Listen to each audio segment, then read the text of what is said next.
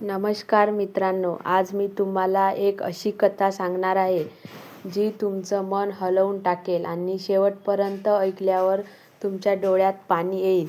ही कथा आहे एका गरीब भक्ताची आणि त्यांच्या आढळ श्रद्धेची.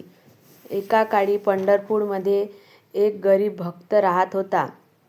त्यांच्याकडे ना पैसा होता, ना चांगले कपडे, ना स्वतःचं घर. तो साधा, निरागस आणि मनानं खूप श्रीमंत होता.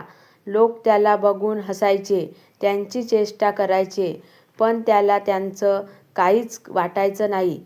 कारण त्यांच्या ओठावर नेहमी एकच नाव असायचं, विठ्ठल विठ्ठल विठ्ठल. तो रोज मंदिराबाहेर उभा राहायचा.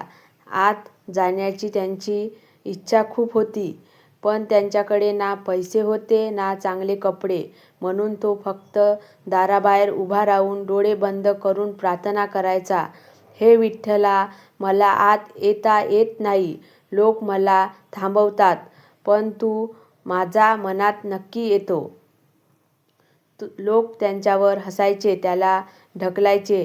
कोणी म्हणायचं, अरे गरीब, तुझ्यासाठी देव नाही. कोणी म्हणायचं, देव फक्त श्रीमंताचा असतो. हे सगळं ऐकून तो भक्त कधीच रागावला नाही. तो फक्त हसून म्हणायचा, माझा विठ्ठल मला नक्की ऐकतो. एक दिवस तो खूप दुःखी झाला. रात्री मंदिराबाहेरच बसला. डोळ्यात अश्रू, हृदयाला वेदना आणि शेवटची प्रार्थना केली, विठ्ठला, जर तू खरंच असशील तर आज मला भेट. नाही तर मी पुन्हा कधी तुला हाक मारणार नाही. तेवढ्यात आकाशात विंजा चमकल्या. वारा जोरात वाहू लागला. मंदिरात उभे असलेले विठ्ठल आणि विठेवरून हळूच खाली उतरले. पण गाव थक्क झालं आणि विठ्ठल थेट त्या गरीबा भक्ताजवळ आले. तो भक्त घाबरला, थरथर कापू लागला. विठ्ठलांनी त्याचा हात धरला, त्यांच्या डोक्यावर हात ठेवला आणि प्रेमाने म्हणाले, मी मंदिरात नाही, मी तुझ्या सच्च्या मनात राहतो.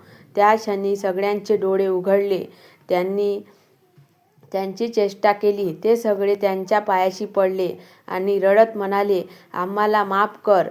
त्या दिवशी सगळ्यांना एक गोष्ट समजली, देवाला पैसा लागत नाही, ना मोठेपणा, ना दिखावा. देवाला फक्त खरी भक्ती आणि मनापासूनच प्रेम हवं असतं.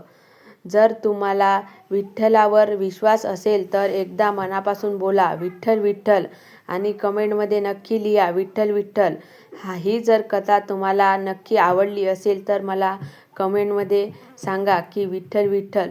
अशीच कथा ऐकण्यासाठी तुम्ही माझ्या चॅनलला नक्की सबस्क्राईब करा.